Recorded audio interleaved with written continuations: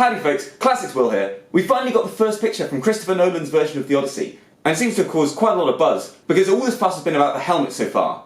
But I think for me, there's another bigger issue that we'll get into later. But let's start with that helmet, because this is the big piece. This is what has upset so many people. And at first glance, it looks like a pretty standard Greek helmet from the sort of sword and sandals that we're used to. So what's wrong with that? The main complaint seems to be that this helmet is a Corinthian helmet, which was not around in the Bronze Age, problem, because that's meant to be the setting for the Odyssey. And also that this helmet isn't from Homer's own time. Now, we'll come to the Bronze Age in a moment, but again, I want to reiterate, Homer wasn't writing about a specific time period. The Homeric world is already a blend of two time periods. This Corinthian helmet in particular isn't from Homer's time though, because as you can see, there are these nice little ear holes so that he can hear really nicely. Isn't that lovely? And you can see quite clearly that these early types of Corinthian helmet do not have ear holes, and this is pretty consistent. They only sort of developed these ear holes much later on, around the 5th century BCE, when they're starting to use trumpets to signal, etc, etc. So what about the Bronze Age? I mean, surely this isn't a complicated type of helmet. They could have had them in the Bronze Age. And, well, they could have. So we see examples of helmets which do have the cheek piece, the nose piece, and a sort of fluted neck, just like Matt Damon's in this image, but they are different. They don't have this big horsehair plume. And actually, by and large, bronze helmets seem very, very different. So sure, it wasn't from the Bronze Age, and it wasn't from the classical period, but this isn't something we haven't seen before. I mean, look at Troy, or Troy Fall of a City. We're quite used to this appearance, and I think this is actually what people are complaining about. Not necessarily that the helmet is wrong for the time period, but we've seen this before so many times. Why are we getting the same boring helmet when we could have any of the amazing Bronze Age helmets? Because the Bronze Age was a wild time for helmets. They're weird, and they're great. You might have heard time and time again, Vikings didn't wear horned helmets. Well, let me tell you, the archaic Greeks did, and they loved them. Time and time again, we see these horned helmets. We also see things like tiaras with apparently sticks coming out of the top. It's quite hard to tell. Another common type of helmet we see is less of a helmet, more of a kind of sack. Yeah, a big leather sack holding the hair in, sometimes covered in hair itself. These were probably made of leather, and actually a lot of these hats, it's quite hard to tell what material they'd be made of. Many of these helmets look like they're actually made of leather with steel rivets put into them for support. And perhaps most famous of all, and actually extremely common in artwork, is the boar's tusk helmet. It's often said that these are symbols of high status, because it would take a lot of boars to make one of these helmets, but they're also beautiful works of art, and they're really, really cool.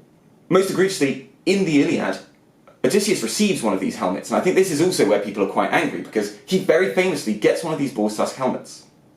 And they can be made to look a bit more like we expect traditional Greek helmets to. Just look at the helmet they give Odysseus in Total War. This is a boar's tusk helmet, but it's been adapted slightly for modern sensibilities.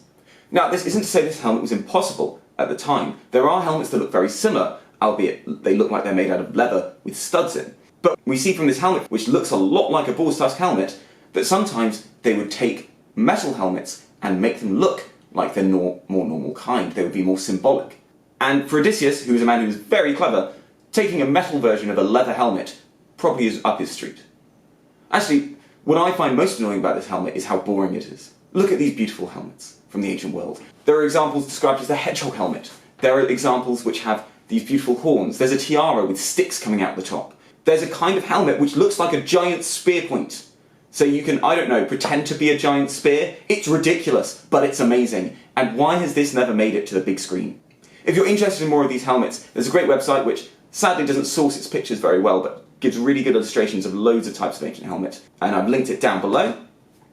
You might also want to try out the Total War Troy game, which, while it has its faults, does a really good job of trying to show you the variety that existed in Bronze Age Europe. Another very minor sin of this helmet is that it doesn't look like he's wearing anything underneath it, just straight metal onto head, which is painful. If you get hit with a hammer, you're going to know about it. We see in some early Corinthian helmets there are holes around the edge for a padding to be sewn in, and really you'd want to be wearing a felt cap underneath regardless. So I think that's just a weird choice, and it can't have been comfortable for Matt Damon either.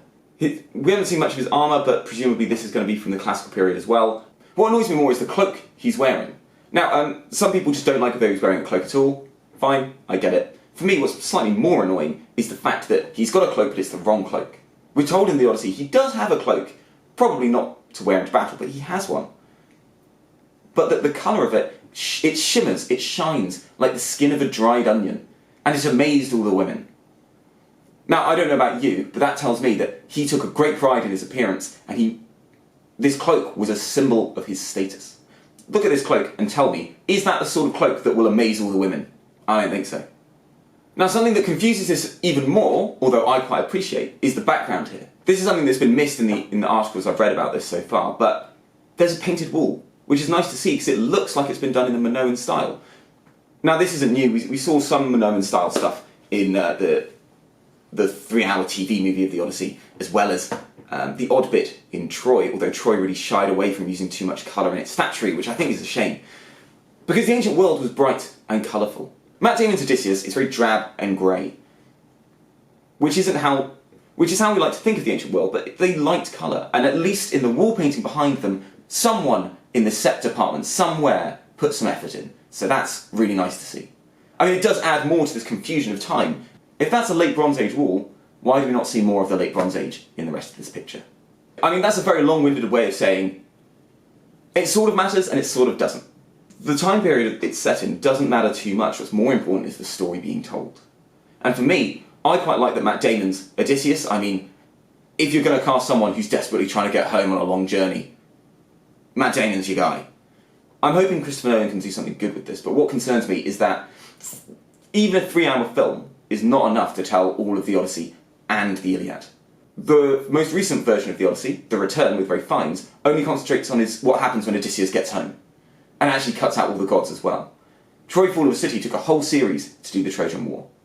The 3-hour TV movie still had to cut out large parts of the Odyssey just to jam everything in, and actually its version of the Trojan War is done in about 10 minutes. It's really terrible, but really great at the same time, and worth a watch if you haven't already.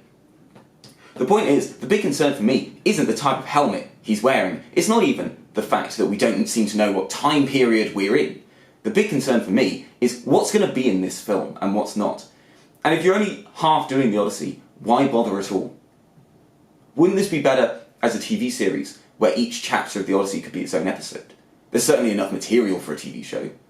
Or wouldn't this be better as perhaps a 2-parter, an Iliad followed by an Odyssey? Admittedly, we've already had 2 versions of the Iliad in the 21st century, but, you know, there's always room for another one. Anyway, I look forward to hearing more cast announcements and more pictures, because I think Christopher Nolan can do some... Christopher Nolan's work is always interesting. He always tries to do something interesting, so it would be nice to see what he'd get done.